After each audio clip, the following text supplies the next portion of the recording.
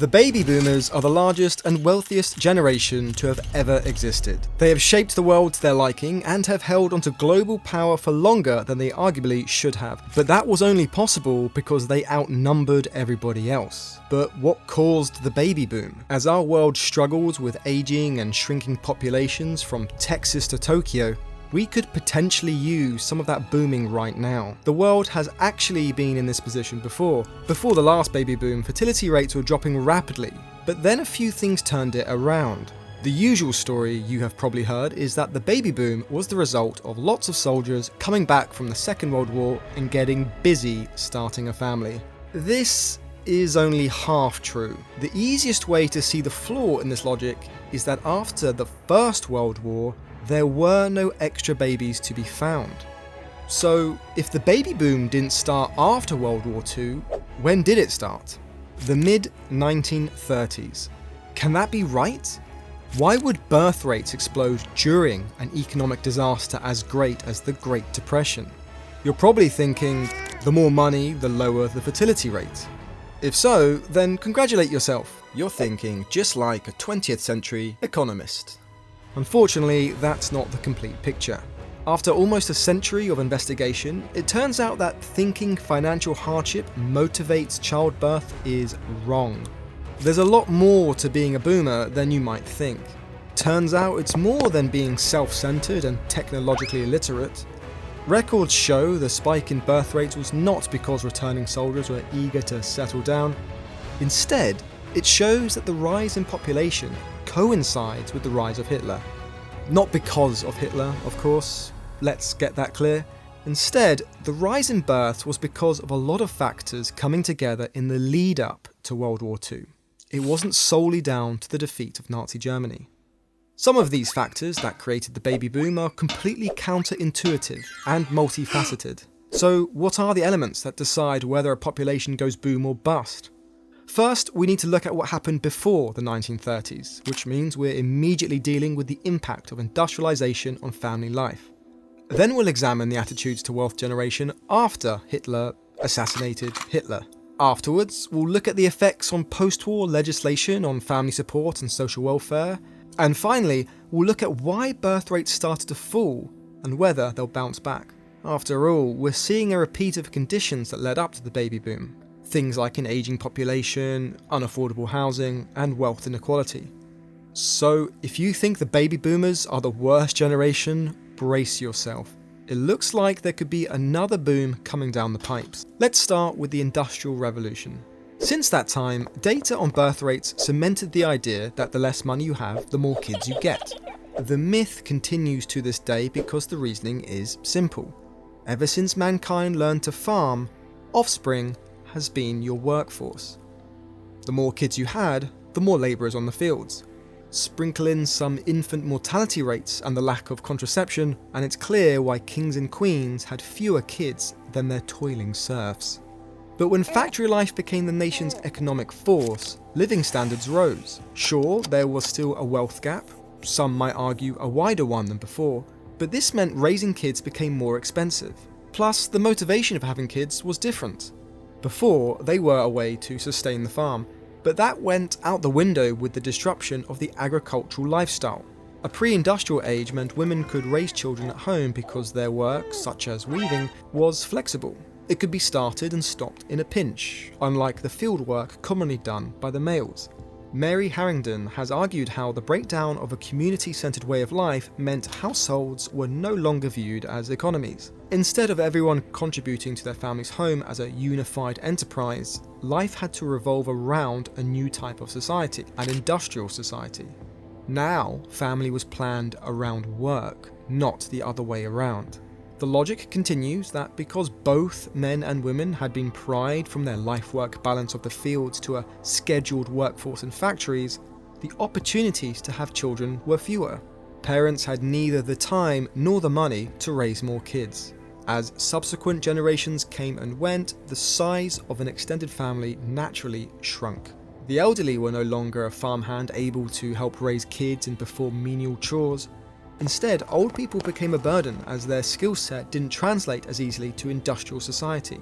But okay, that explains the logic behind the myth. But flash forward to today, and the main reason current generations give for having children later than their parents, or being completely anti-natalist, is because of financial pressures and career concerns. So what changed? Why do millennials blame their bank accounts for not having kids when their grandparents had babies despite financial hardships?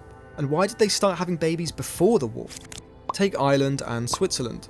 Both countries were neutral during World War II, but their booms began in 1940. In France, America and the UK, population growth started before the outbreak of international conflict. What made the children of the Great Depression decide to start their own families before Hitler rose to power? Are they tougher than snowflakes, or are Zoomers and millennials just sensitive to overpopulation? And are we due for another baby boom or a baby bust?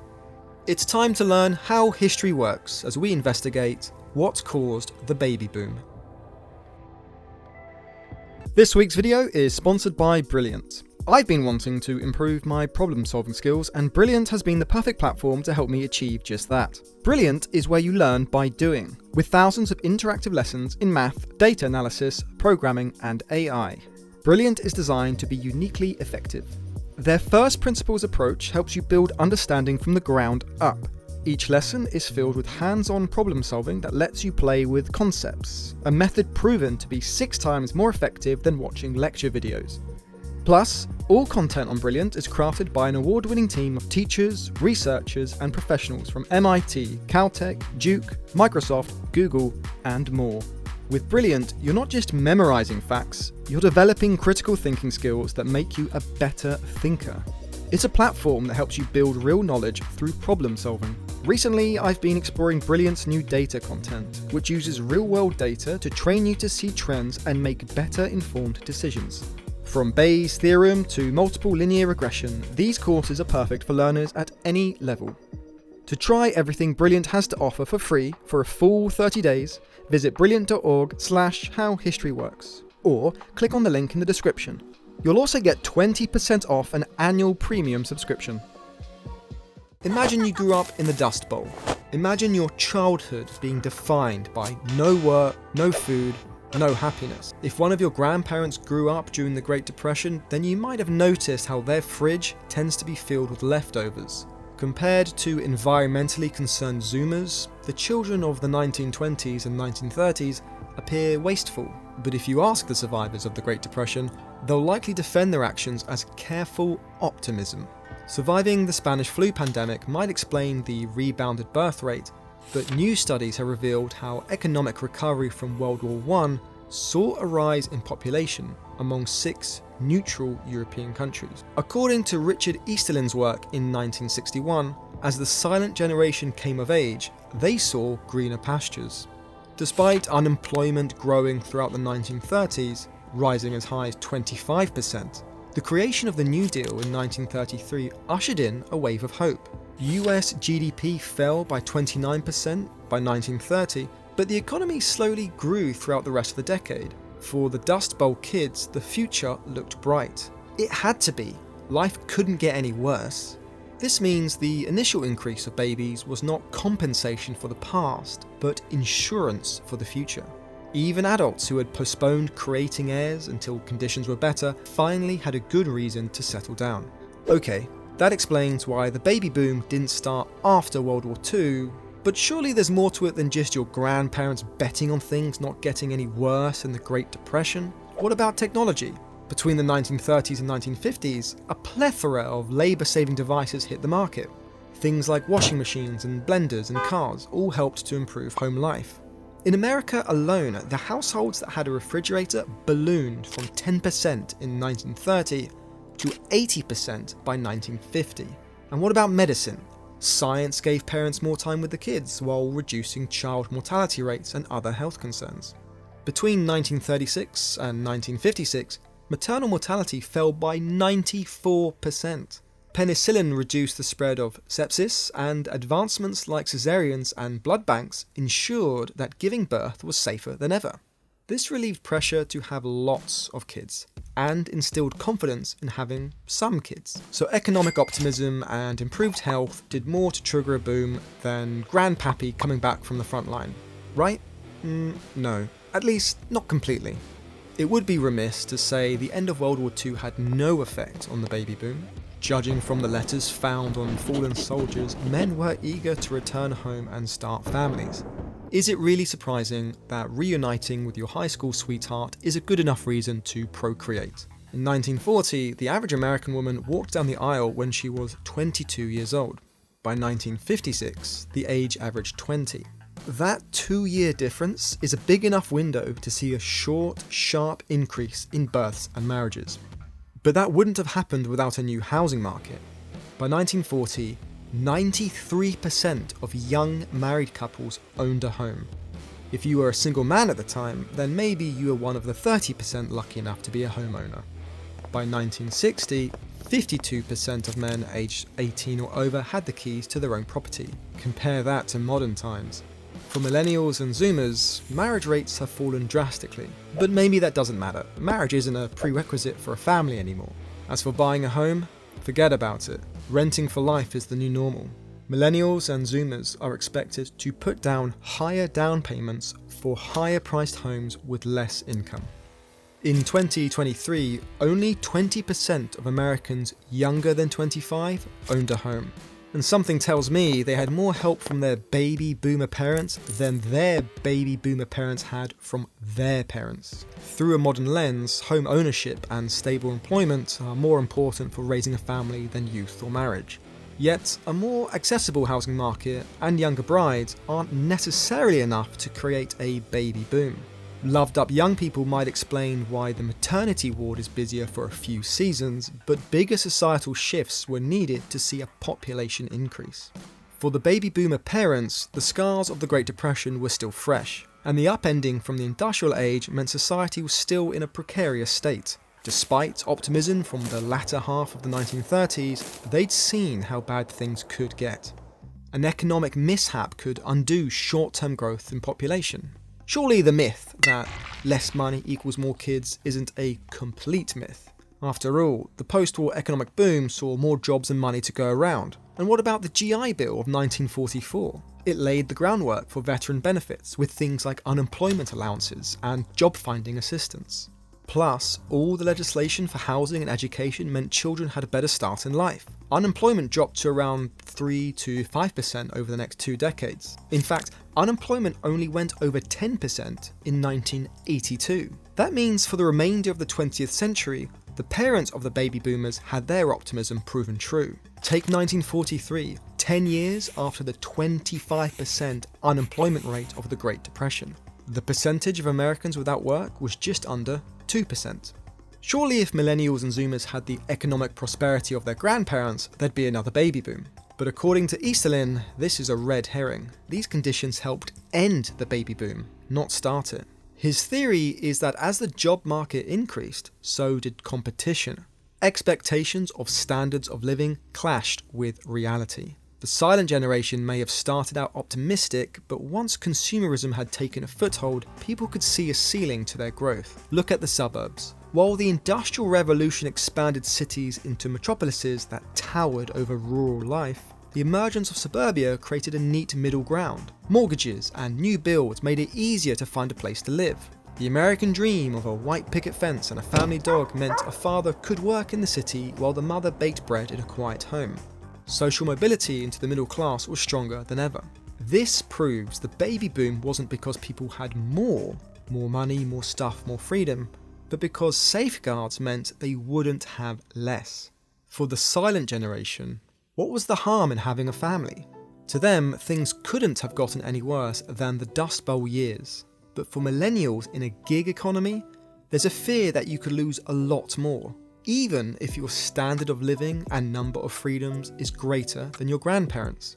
Let's revise the economic platitude.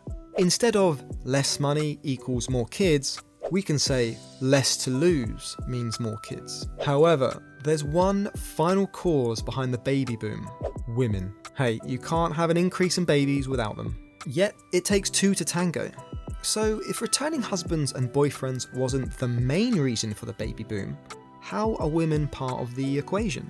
Let's not forget how World War II forever changed women's relationships with work. It became more common for women to get jobs, which meant family life was back to the norm of the Industrial Revolution. Give or take a few appliances to levy the stress of running a household, women in the 1940s and 1950s did not have as much time for child rearing as their agricultural ancestors.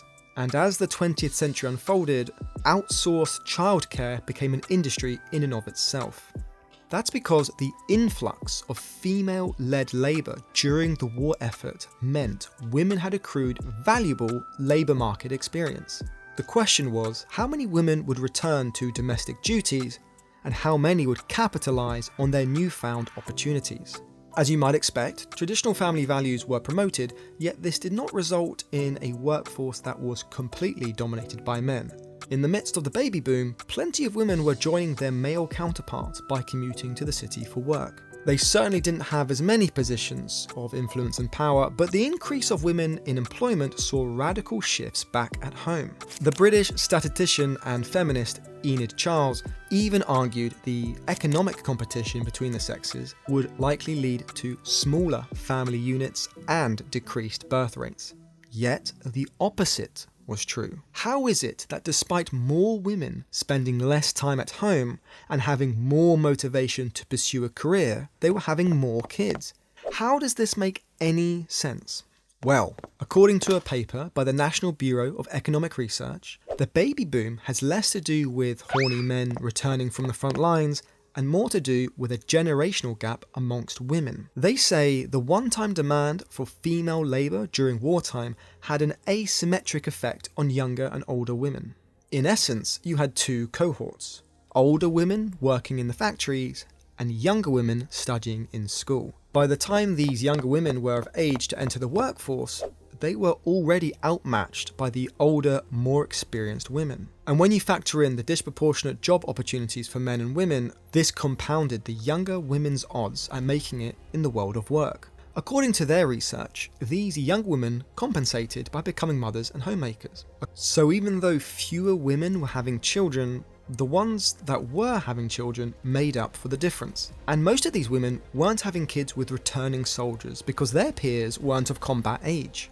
Instead, by the time these mothers had kids, welfare and child support had developed. Tax incentives for families had been rolled out, and an increase in suburbanization relieved economic pressures, even if standards of living had evened out. So yes, returning soldiers did contribute to an immediate spike in birth rates, but the real baby boom was caused by a mix of 1930s economic optimism and post-World War II societal shifts to work, technology, and women. This begs one final question. Why did the baby boom go bust? If poor economic conditions don't necessarily impact birth rates, why did the population curve flatten out? Give or take a few recessions, we're richer now than we were in the 1930s. And with even more advancements in technology and medicine, and even more women entering the workforce, we should have seen another baby boom. One hypothesis is how the spread of contraception, like the pregnancy pill and condoms, made it easier to delay starting a family. The argument is this relieves the pressure on those concerned about the financial constraints on starting a family too young. New societal norms also compound this delay. Nowadays, it's more expected to finish higher education and have a career and even backpack around Europe before finally settling down. For the parents of baby boomers, expectations were simpler and clearly defined. Marry someone, anyone. This leads to a compelling conclusion. The end of the baby boom was because of the rise of individualism. Because of this, there's doubt that we'll see another baby boom in the near future. But the Bank of America is confident that won't be the case. According to their data, sales of pregnancy tests have risen, and live births increased by 3.3% between June 2020 and 2021. Given the birth rate decline during the COVID-19 pandemic, it could be a sign of things to come. Yet, the Centers for Disease Control and Prevention don't share this optimism. They're saying that even with some post-COVID spikes, the number of US birth rates has dropped to the lowest since 1979. It doesn't seem to be a Western thing either. Chinese birth rates hit an all-time low in 2020 and have continued to slide ever since. According to the National Bureau of Statistics, the Chinese population dropped by 0.15% in 2023. Is it just an anomaly, or is there another reason for the worldwide baby bust? According to some researchers, we shouldn't worry about a decline in population because the world population will peak at just over 10 billion in 2080. The question is whether that will be because of a steadier increase or an even bigger baby boom. Will late bloomer millennials and zoomers finally settle down when their finances aren't so shaky? Or will Generation Alpha do like their great-great-grandparents and realise there's no time like the present to prepare for the future? So what's your reason for not having kids? Overpopulation, or you're just not ready? Let us know in the comments below. If you liked this video, check out our one on the weird history of taxes, and be sure to subscribe to keep learning how history works.